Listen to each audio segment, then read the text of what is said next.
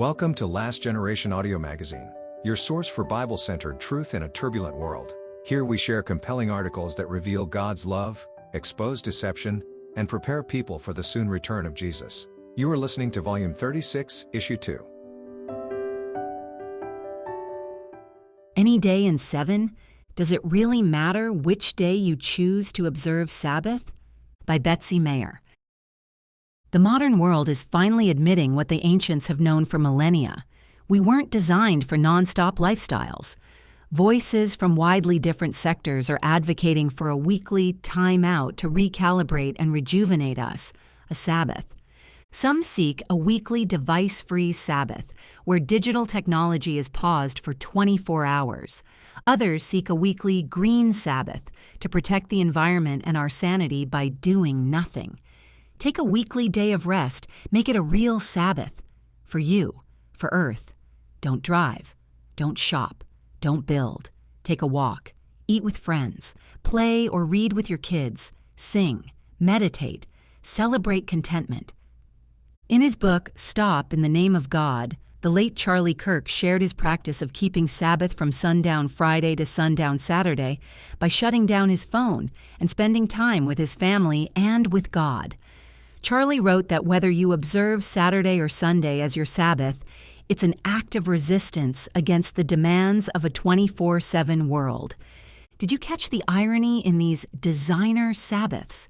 Your Sabbath and my Sabbath might differ, but they're equally important as a pushback against the modern age. While there are worthy elements in all these calls to observe a Sabbath, we should not confuse them with God's command to remember the Sabbath day, to keep it holy. Exodus 28. God refers to the seventh day as the Sabbath of the Lord thy God and my holy day. Exodus 20:10 and Isaiah 58:13. No other day enjoys this favor.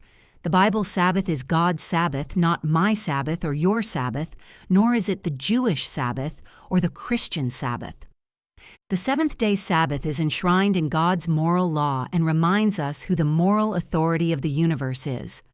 For in 6 days the Lord made heaven and earth, the sea, and all that in them is, and rested the seventh day. Wherefore the Lord blessed the Sabbath day and hallowed it. Exodus 20:11. While Jesus stated plainly that the Sabbath was made for man, Mark 2:27, created beings are not free to set their own rules and ideas of Sabbath observance. The lesson of Cain and Abel helps us understand this clearly. God specified that only animal sacrifices were acceptable for worship. By faith, Abel complied with God's command, and his sacrifice was accepted.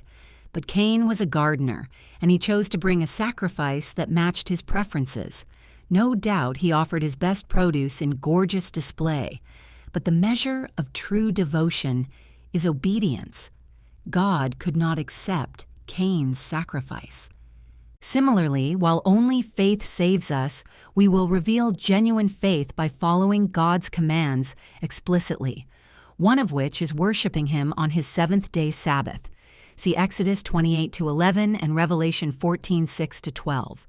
To choose our own Sabbath, whether it be Sunday or any other day, and to celebrate it any other way than what God specifies in His Word, is to follow Cain's presumption. Sadly, Cain's disobedience spilled over into actual hatred towards Abel, and he murdered his brother for his faithful worship. Genesis 4:1-16. At the end of time, God's people will experience this same hatred. See Revelation 13:11-17. May you and I choose faithful obedience, even to the death. Betsy Mayer is the managing editor of Last Generation magazine. Thank you for listening to Last Generation Audio Magazine. For more of our timely and biblical resources, including our print and digital editions, visit our website at lastgen.net and follow us on Facebook and Instagram.